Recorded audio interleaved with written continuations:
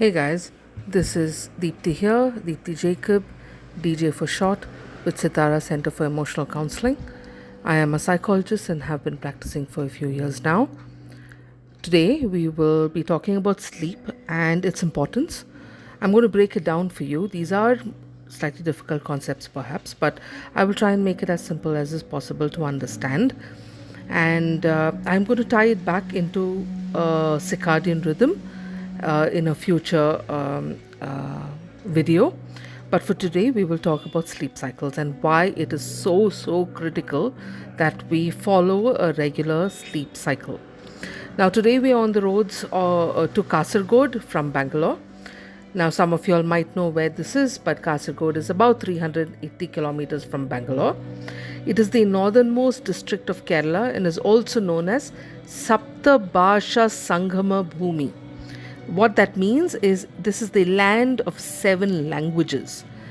What are these languages? The languages are Kannada, Malayalam, Tulu, Bihari, Konkani, Marathi, and Urdu. I honestly had no clue that there's a language called Bihari as well. Apparently, it's a mix between Tulu and Malayalam, and it's a very unique language. The kind of things that travel teaches is incredible. Also, Kasaragod is the place of Bekal Fort. Some of you all might have heard of it, and it's got this beautiful trekking spot as well. It's a must-do. If you're planning to go there, you will need a minimum of 2 days, 2 nights rather. So keep that in mind when you're planning to go to this place. Now, while you're enjoying the vistas that I have the pleasure of sharing with you, we will go straight into sleep and its various cycles, right? So sleep is divided, and again, some of you all probably have heard of all of this before, and it's not new news. Essentially, sleep is divided into few stages. There's one which is the non-rapid eye movement, also called NREM. This is usually the first 5 to 10 minutes after falling asleep, right? This is when muscles relax, breathing slows down, you move from being awake to sleep. And the brain starts producing something called the theta waves, right? What this does is it essentially helps our brain and body for deeper sleep, right? Then we move into stage 2, which is the NREM 2 stage, which is light to moderate sleep.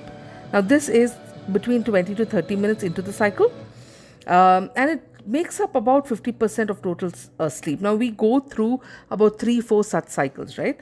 Now, in stage 2, what happens is that there's something called sleep spindles and K complexes.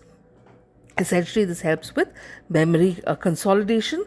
This is when our body temperature drops and our heart rate slows down, and processes in the memory start, right? So memory storage, mental processing starts to happen in this phase.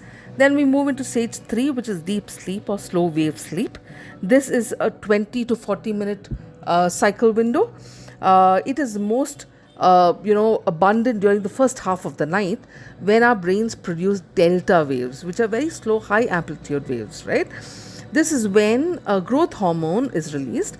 This helps with tissue repair, muscle growth, and immune strengthening, and waste clearing in the brain via the lymphatic system. Okay, and the energy stores up on glycogen or in the brain.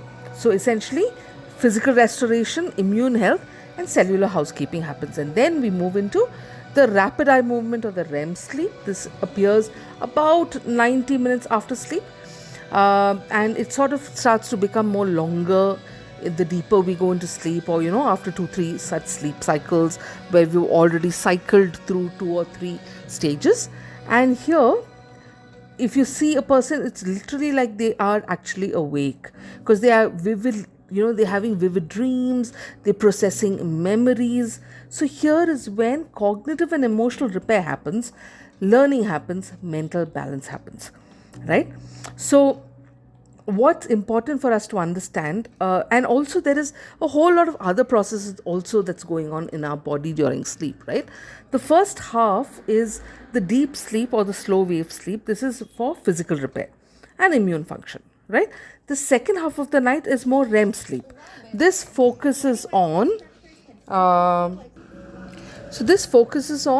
the REM sleep, which is focus on mental and emotional processing, right? So the first part of the night, physical restoration. The second part of the night, less mental, emotional, is emotional or mental recovery, right? So essentially, if I break it down into hourly cycles, right? From, let's imagine if somebody were to sleep from 10 p.m. to 6 a.m. 10 p.m. to 2 a.m. is when physical repair, especially liver detoxification and tissue healing happens. Okay? 2 a.m. to 6 a.m. is when psychological and emotional processing starts to happen, which is memory consolidation, and this is a REM heavy stage, right? Now, 10 p.m. to 2 a.m. is the physical repair zone. This is deep sleep zone, right?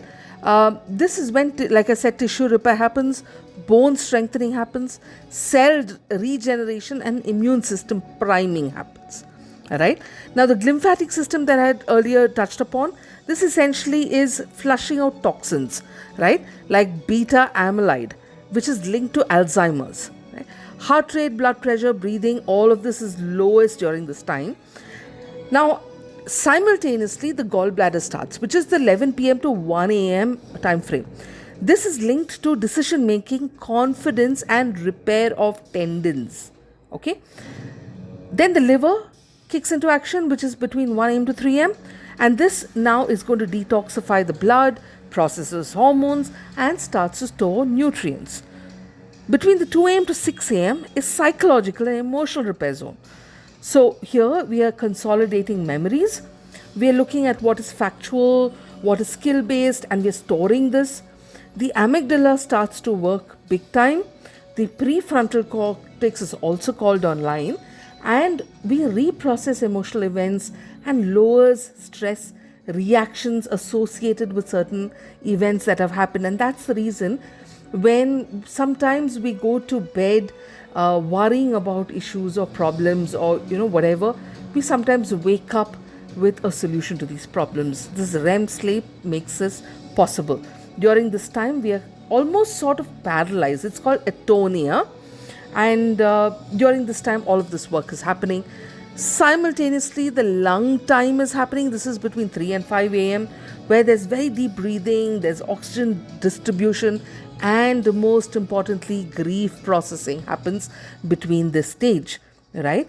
Then the large intestine comes in, and this is between the 5 to 7 a.m. period. The elimination of physical and emotional waste is happening. The letting go phase happens. Okay, so why the sequence matters? The body front loads physical restoration because deep sleep is more fragile. It is easier to lose if you delay bedtime. The brain saves REM for later, right? When you've paid off emotional recovery debt to focus on mental and emotional work. So late night deprivation, right? Say going to bed at 2 a.m. sacrifices physical repair. Say waking up at 4 o'clock sacrifices emotional repair. And this is why it is critical for us to understand how sleep works and why having a good sleep hygiene, which is a minimum, you get to bed by 9:30, wake up by 10, go to sleep by 10 and wake up by 6 is super critical. I hope this video helps you understand this and helps us sort of rewire or reprogram these lives that we have created for ourselves so that we can lead healthier and better lives. If you've liked this video, like, share and subscribe.